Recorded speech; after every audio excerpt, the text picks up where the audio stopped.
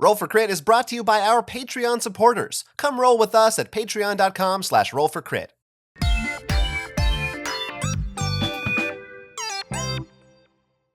Welcome to Roll for Crit. I hope that you have a partner watching with you today because we are about to present to you our top 10 tabletop games that were designed specifically for 2 players in mind. There are many board games out there in the world with all different player counts. Some of them might technically be better to play with for 2 people versus its max count of 6. However, we're really trying to look at games that are designed with 2 people in mind head to head or side by side if it's cooperative. That's right. Now, there may be some exceptions. There are games I know that have 2 players in mind, but in the back of the rule book, it says if you want to play with 3 or 4, you can do this and that.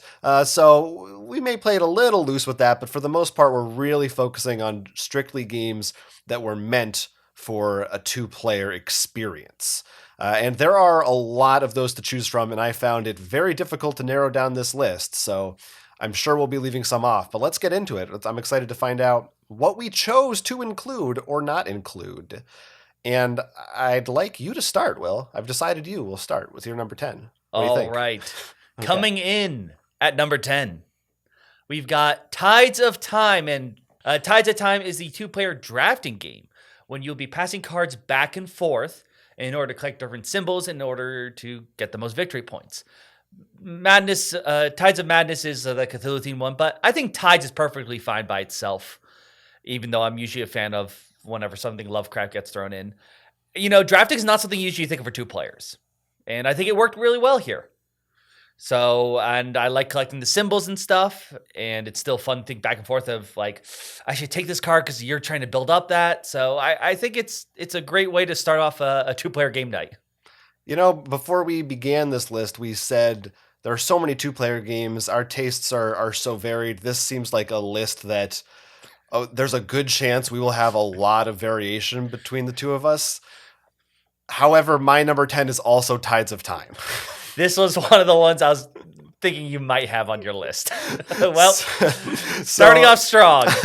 So that's a surprise for me. Didn't expect us to both have it in the exact same spot, but this is a lot of fun. Yes, Tides of Time from Portal Games, of course. It is a great way to have drafting done just for 2 players. Usually that's something that, of course, is a larger group, but this does it well, and it's a very simple, straightforward game that still has enough depth going on within the cards and keeping you on your toes of tracking which cards your opponent is taking and which scores you need to go for versus what they're trying to do. There's a lot in there in just that simple little card game. And yeah, I also went with Tides of Time, although Madness has some interesting effects too. I think they're both roughly equivalent to each other.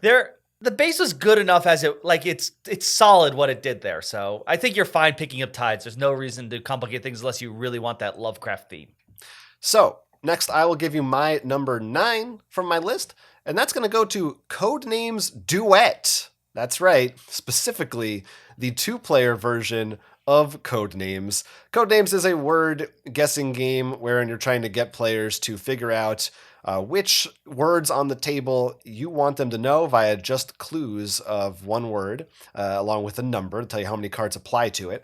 And the 2-player game is pretty much exactly the same concept, only designed specifically for 2 people, so you don't need teams any longer. You are working back and forth, and you are trying to help each other. So you both have different words that you want the other one to guess. You also both have one word that you will not want the other player to guess because they will lose if they pick that one. A little more intrigue involved there. There's also kind of a very light sort of mission mode in Duet. It's not like anything super deep or complex, but it's a way to increase the longevity of the game. And I just love Codenames, and this one almost feels like a cheat because the gameplay really is almost the same, just as original Codenames, but it really does work very well for 2 players. And I think it's great that for a game that is primarily, certainly originally conceived as a party game, that it's able to work so well with just 2, if you like that word game style, is a nice thing to see. I'm embarrassed to say, maybe spoiling a little bit, but I actually have not played Duet yet, which is because I like Codenames. It's not like I've been trying to avoid it. It's something that I guess is just never got to. I'm pretty sure it's one of the game you brought out when I was late to game night or something. Usually So I two-player never- games, a lot of these two-player games we don't play with each other. Yeah, that's true.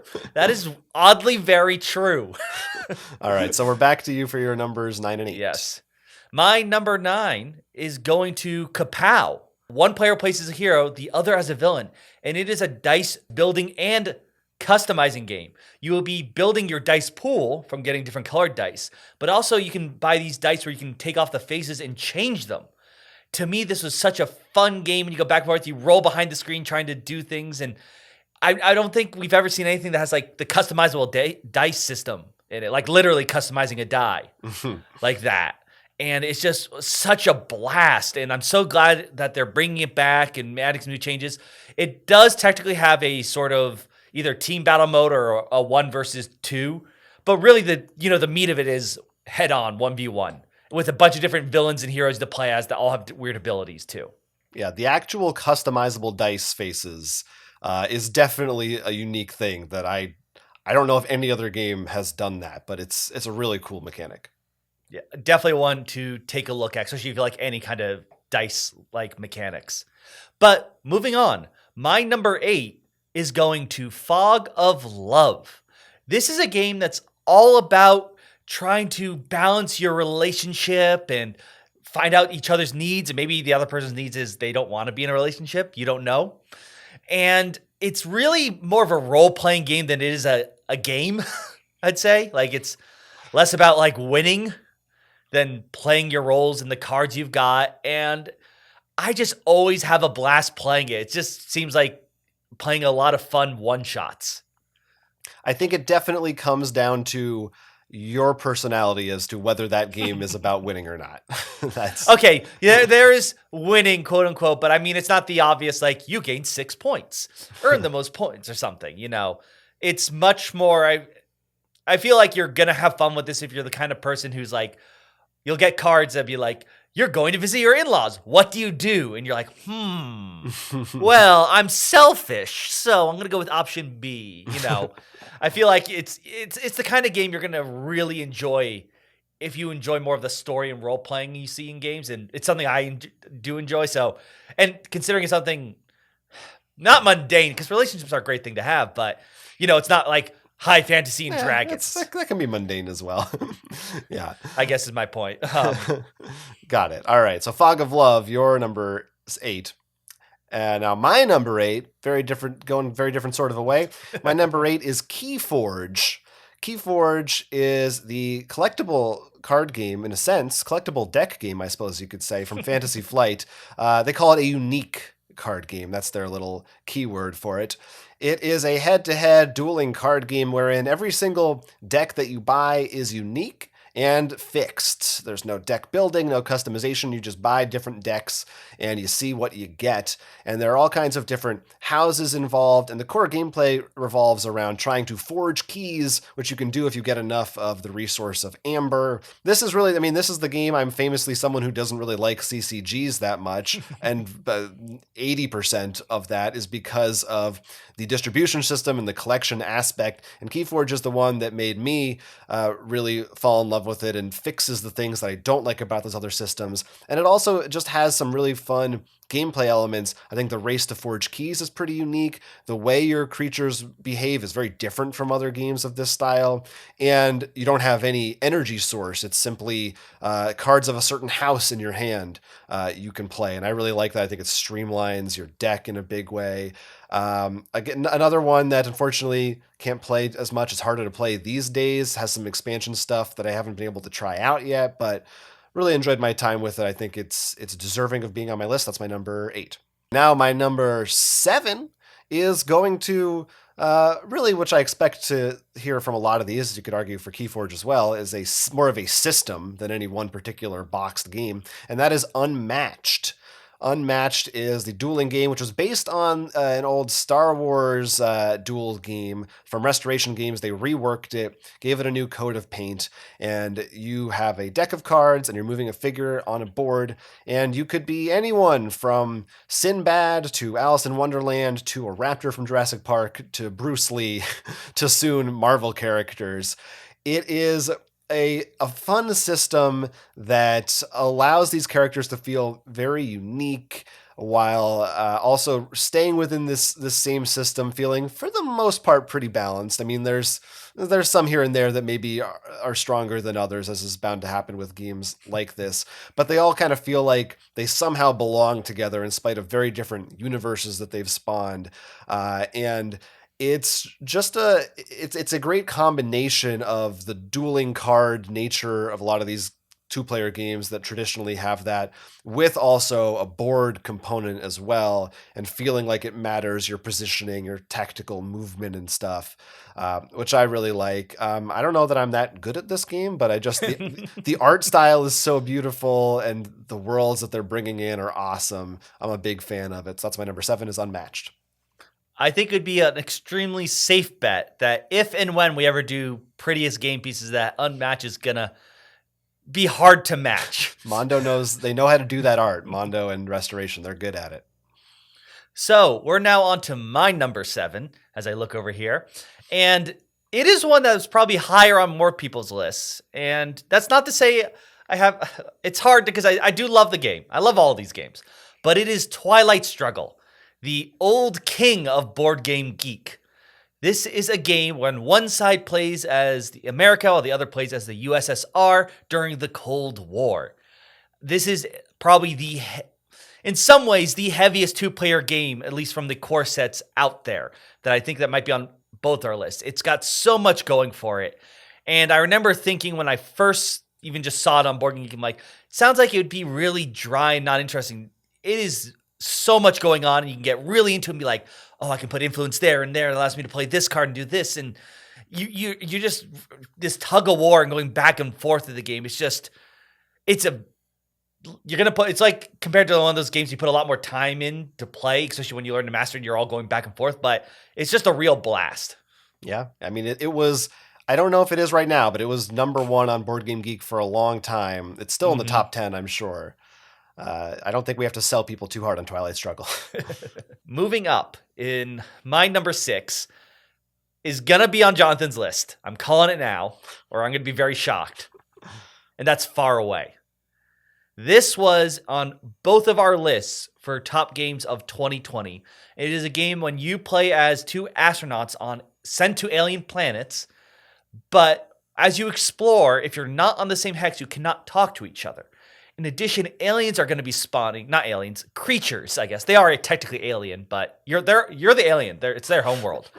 And they're going to tell you how they sort of act, but unlike other games when you're deciding, like, I feel, this is going to move into line of sight and deal 3 damage, you're more thinking, it tells us it likes to fly, and it's a scavenger, so maybe it's not going to move this way. It's less about doing whatever the rules want you to do and trying to make sure you're being legal, and more of like, what does the world and story make sense to you? So I feel like I less become playing a game, and there's plenty of fun humor too of like, get these resources to make the gun, like the generalized unilateral neo weapon or something. I'm not good at coming up with these. That was good. Things. That was really good.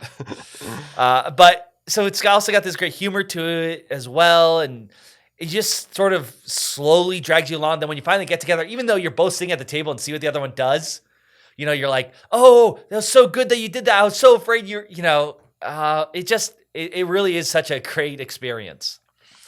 Yeah. I think that is in the same spot on your top 10 list from last year. So you're consistent. I didn't even look. Oh God. You're very consistent with that. Will I be as consistent? It was my number 1. I don't know. I can't say right now. But I will say what is back to me for my number 6, right? Mm-hmm. And once again, I'm afraid we're somewhat in sync here, because my number 6, I also put Twilight Struggle down.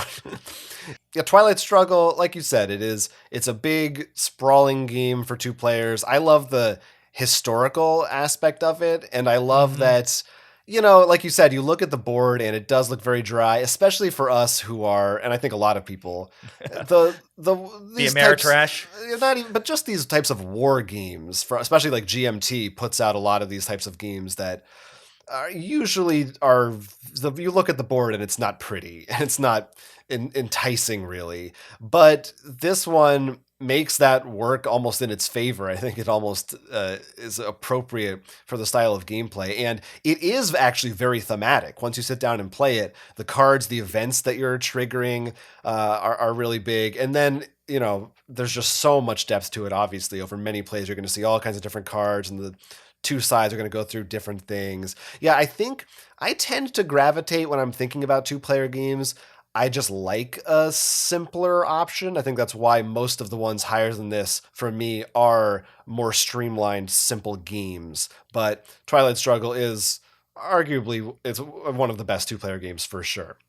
It's probably a game that most people should experience at some point, one or another. It was number one for a reason from Board Game Geek. So that's going to bring me next to my number 5. And my number 5 two-player game is one that we have enjoyed together, and that's Jaipur, which is the camel collecting and all other goods collecting and trading game for 2 players. You're getting different types of gold or rubies or silk. I don't remember the exact things that you're getting. And you can take them from the center of the board as cards in your hand, and you're waiting to get the right amount because you want to trade in a certain number of them to get more points out of it. But if you wait too long, you might miss your chance. The other player will take something from there. There's some great kind of mind games and that sense of that feeling of waiting for just the right time. And when you manage to pull it off, it feels really good. Or if you just happen to get a great opening hand of all the cards in the set that you needed. And then the camels are just fun. You get those camels and you have a whole hand of them and you can trade those in if you want and maybe annoy the other player by forcing them to take a bunch of camels. It's a really fun, quick game. I've really enjoyed actually the digital version of it, maybe even more. The mobile version I have that has like a campaign you can play through.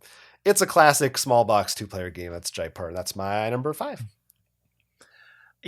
We started this list saying, like, there's no way we're going to have a lot of overlap. And guess what my number 5 is? Don't tell me. Oh, man. It's Jaipur. This was actually one of much more on the early side of games that was introduced to me by someone else. And it was just one I've loved ever since.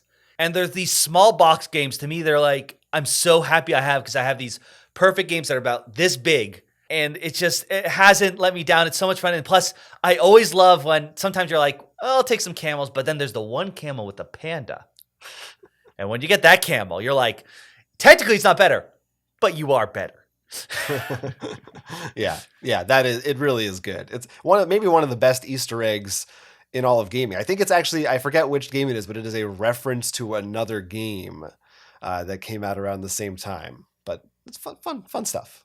Mm-hmm. So we share the same number 5, but what's your number 10 4? And our, let's we don't need to rehash. All right, my number 4 is Android Netrunner. This is the LCG that unfortunately has come to a close, where it is asymmetrical. One player will play as the hacker, while the other plays as the corporations. They have different cards that work for them and different goals, with the corporation trying to complete its goals in time while possibly being able to deal enough damage to the Netrunner, while the Netrunner is trying to stop enough of the corporation's goals. This was Cyberpunk at its finest at the board game table. That was an RPG. And the asymmetrical aspect of it was amazing. I love the deck building because you weren't just, if you like some other games, oh, I'm building a green deck or a blue deck or something, but it's the same rules. No, if you're building a Netrunner deck, you're thinking very differently from your Corpo deck. The world of Android, I hope they do some more stuff with. We should say there's a great community that is kind of keeping Netrunner alive right now. If you go online, I'll flash it on the screen, but they have, they have like starter kits and decks, and they design like new cards and tournament rules and all kinds of stuff. So if you're willing to look into that, the fan designed third party stuff, they are in a sense still keeping Netrunner going strong right now, which is pretty cool to see. My number 4 is Patchwork. Patchwork, classic 2-player game. To me, this is almost like the 2-player game. I think if someone ever asks me what's a good 2-player game, the first thing that comes to my head is Patchwork. It's a tile laying game. You are building a quilt with different pieces, sort of a la Tetris, that you're trying to fit onto your board. And you're also trying to get buttons, which are your points, and what you spend to buy new quilt pieces. Really love this classic puzzle of fitting things onto a board, making this cute quilt, making it look fun, and it's just enough. I think this and Jaipur both for me are like right in that same position where it's just enough to think about without being super overwhelming, and enough colorful, fun aspect to it that it's a great pick for anyone. A really good one for perhaps a husband and wife, or two lonely single men, whatever it may be, or whichever, any genders or sexes you want to mash together, go for it. I think everybody can enjoy Patchwork. Good for families. It's a classic. I think it's a classic for a reason. That's my number 4. Yeah. Yeah, one of the great things about 2 is that it has the mechanic of you have to decide, like, how far ahead do I want to move or give my opponent resources, which is a really great mechanic, especially in 2-player, because if you had more than 2, it'd be like, well, I'm moving ahead then, and I'm giving Jonathan 3, but Will 4. Like, just I want to track one person. Right. And Patrick knows that. Yes, that is a great thing about all of these games, really. So then is my number 3, and this is one that you already mentioned, but I have it a bit higher, and that's Fog of Love. Oh, wow. Yeah, I put Fog of Love way up there, baby. I think it's a really great game that the thing that's so great about it is that it's unique. You do not see games like this. In fact, the designer said he designed this game to find a game that might appeal to his wife. If you go out to see a movie, there's a romantic comedy in addition to the action and the sci-fi. But in board games, it's pretty much just the latter. So this is really a special kind of a game that has its own theme. And I do think there is a great abstract strategy game at the heart of it. But the layers on top of the romance and the relationship that can be very funny and also just make you think. There's just nothing like it, but just something that does the world and story, be it this is a bit more abstract, right? We're not thinking about like that strategy of like, all right, I need to move 2, draw 2, do this. You are actually part of the game. Yes, and it does that very well. It's the pun intended marriage of the 2 mechanics that they're seamless together. You're not, by doing what your cards are telling you to do thematically, you are also doing what the game mechanics want you to be doing. It's really, really clever, very well designed. So that takes us back to you, I believe, for your number 3. Yes. So coming in at number 3 is Dinosaur Island, the 2-player version of Dinosaur Island. I like dinosaurs. I love Dinosaur Island. And Dinosaur Island does a very good job at trying to capture that with 2 players. There's, of course, is that solo mode too, which is always a nice thing to throw in there. But still, the back and forth is a lot of fun. I love the rolling of the dice and getting dinosaurs. It really does help capture some of the things I love in Dinosaur Island as well. And Dinosaur Island is that's one I've played. That's a big old worker placement. That one is much bigger, and I will admit I like it more. But still, I have a lot of fun with this one too. And it is actually compatible with Dinosaur Island. You can actually use pieces from this in that. So it's almost like an expansion as well. Cool. We're down to the last 2. This one, though, not that much of a big surprise, I think, for mine, is Magic the Gathering. But because there's a lot of different modes and stuff going on, I am going to specify Jumpstart.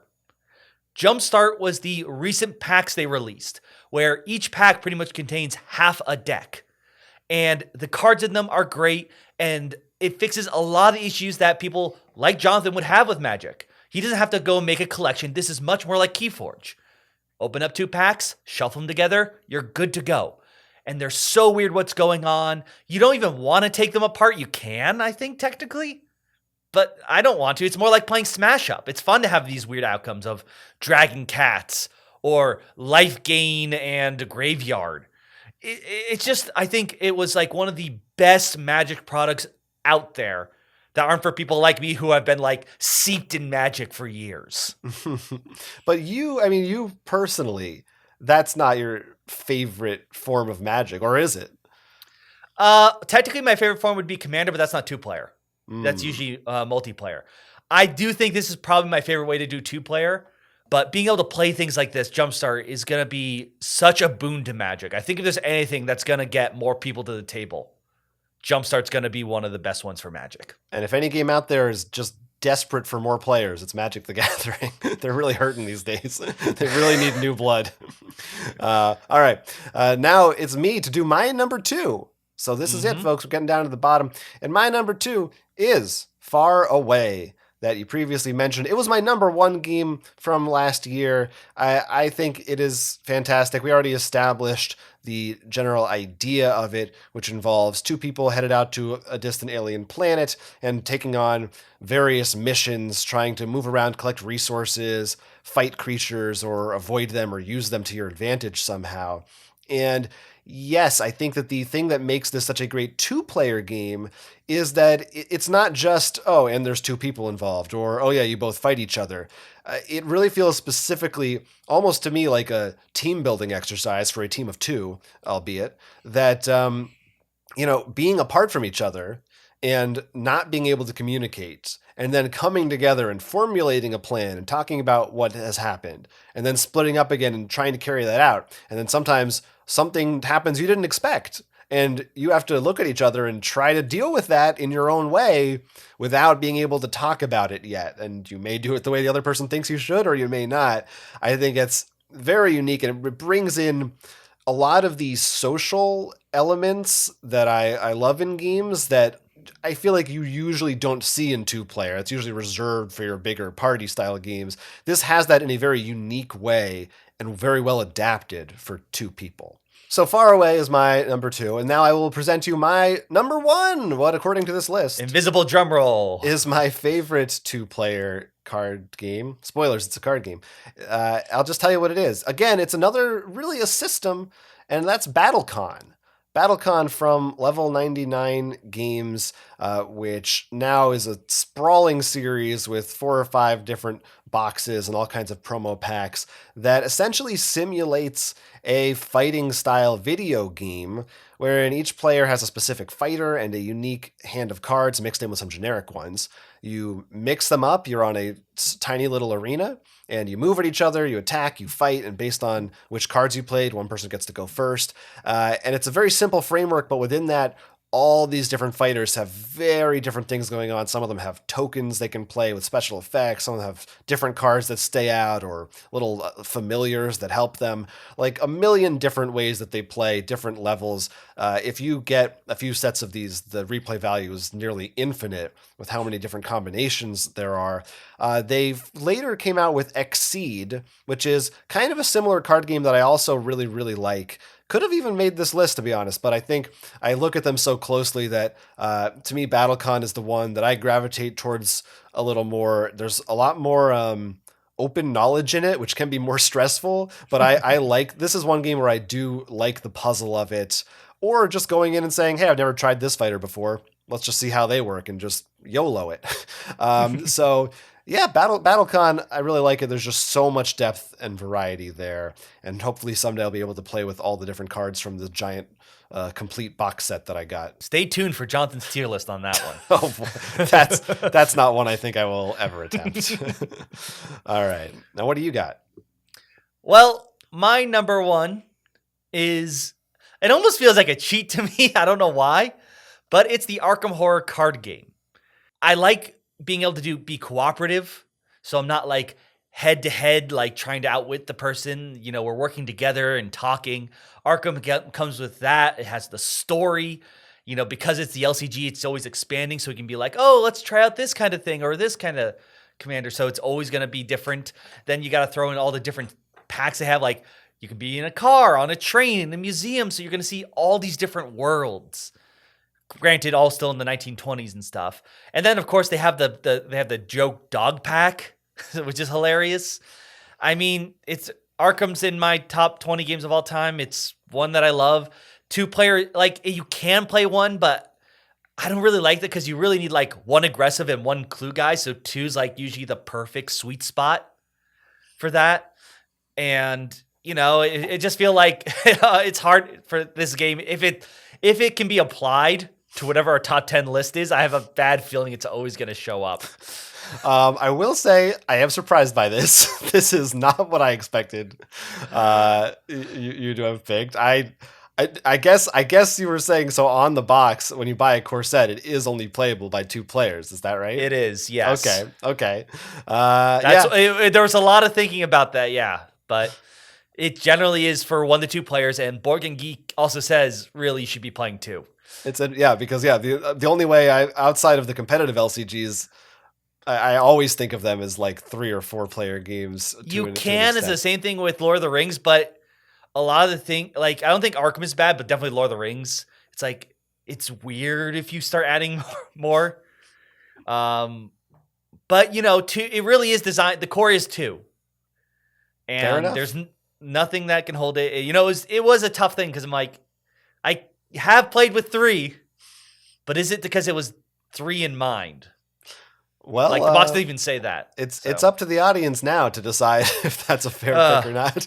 We'll see. We'll see. We can talk more about our lists, but there are some more picks that we are going to bring you from our patrons on our Patreon page. We asked members of our Patreon for their picks for their favorite 2-player games, and maybe they'll fill in some gaps or echo some of the things that we mentioned. We have Simon, who talked about both Magic the Gathering as well as Stronghold, which is 2-player, right. Another Portal games that's definitely geared towards 2 players attacking each other. Bonzo came in with 7 Wonders Duel, which is a big one, Targi, and Hanami Koji, if I'm saying that I heard correctly. that one a lot, yeah. Targi was a big one on this list. Bran Dizzle and Aaron Threehane both also said Targi. Aaron, I feel really bad that we haven't played it. Don't feel bad. No, that's why we have patrons. Aaron also said Onitama and Star Realms, so there's your mention of that. Another one I saw a few times is Raptor. Kelly Windsor said Raptor, as did Hoser 40K. Hoser also mentioned Onitama and Mr. Jack. If you remember Mr. Jack, little Jack the Ripper game. I do recall that, yeah. Falcon Ash K chimed in with a bunch, including Dice Masters. That's a pretty good one for us. He also said Dinosaur Island, and kind of a all-encompassing mention, but a lot of games for the Tiny Epic games, as well as many button-shy wallet games geared towards 2 players. And finally, Christopher Deanda said Paris, la cité de la lumière, and Patchwork, which I mentioned, and Mandala. So a big variety of games. Again, doing 2-player games was very hard because there are so many. Yeah, I mean, I have my list over here, and I have a whole almost as long of a list of sort of things I put down that didn't make it.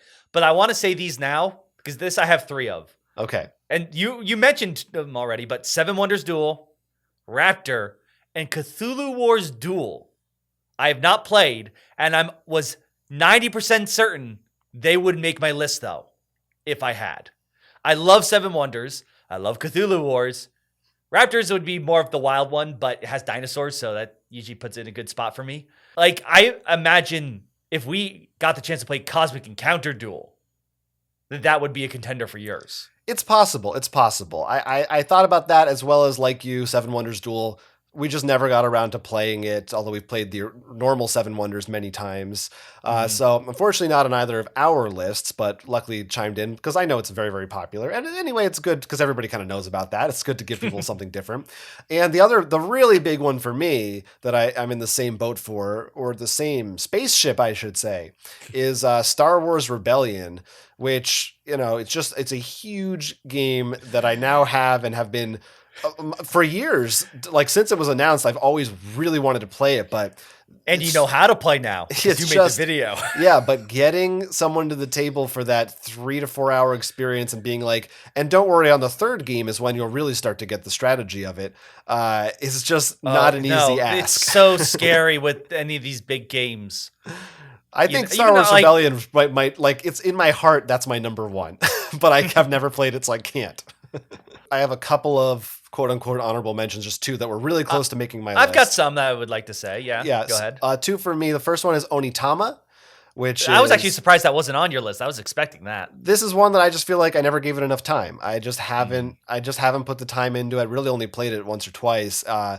I know, and it does lean more on the abstract side, so I don't know. It could have been, I think, a 9 or a 10 pretty easily, but everybody loves that game, Onitama. And I have enjoyed my time with it. And the other one that I think is worth a mention is much more under the radar that we have played, which is ... and then we held hands. Oh man, that's not even on. I missed that one. Yeah, that's a very abstract game, kind of like almost like a microcosm of Fog of Love. It's about a relationship. Actually, you know what? It's the marriage of Fog of Love and Far Away, because you can't talk in that. It's another limited communication game about communicating with a partner. Very interesting one. There were two games that were actually competing at 10 before I realized I forgot one and they knocked them off. And it's interesting because I realized they both fit a thing, a niche that I like. One was on your list, and that's Patchwork. Because I like this back and forth of how much are you willing to spend because you give that to your opponent. Which I didn't think about until I was comparing it to, actually, the Digimon card game. Because that's the core mechanic. You can cast spells, but you're giving your opponent. And I'm like, wait, that's Patchwork. You're deciding how far you go because you give your opponent that many moves. And it really is something that works so well in 2-player. Again, there are just so many 2-player games that, like, unlike deck building, or even though there's a lot of deck building games, 2-player is a much broader category. It is. And while we had a lot, like, I am shocked how good we were at lining a couple of those. I noticed there was a trend. I honestly expected your list to be, I thought you were going to have Transformers on there. I thought you were going to have a lot more trading card centric. Well, yeah, that's the thing. I think Jonathan likes the games when they're head to head, but you get your deck pre-made, like your character, the fighting games. Like you're going to more likely to like things like BattleCON, Exceed, KeyForge fits a similar theme. Yeah. And I really like being able to make something much more personal, customized, change things up. I think that's just the general trend. That's fine. This is what we like. There are also a lot of, I think abstract works really well for 2-player. I think generally speaking, chess. Quicker games. Yeah, I mean, you gotta mention chess, I suppose. Also, that is a contender. Yeah, a lot of classic games are, or at least I think a lot of the stronger classic games are 2-player. Well, the great thing about 2-player games is you only need one other person to play them. So it's a bit easier to get them in line. And often sometimes you have just one other player. So it's great to have some of these in your collection. Maybe you're watching this and you just got some new ideas, or you have some more that you'd like to give us that we didn't talk about. Put them in the comment section down below. Please tell us what are your favorite games to play with 2 players. And you can, stretch the rules if you want. You don't have to abide by ours. You want to talk about games that you just think work best at 2 players, whatever suits your fancy. Do that, please, in the viewer comments right down below. We can't wait to see your suggestions. And if you're at this point, hopefully you've heard why Seven Wonders Duel is not on there. So I'm waiting for the 18 comments about that. Yeah. Hopefully you have someone nearby that you can play some of these games with, and let us know what you are playing. Until then, I'm Will. I am Jonathan. And this has been Roll for Crit.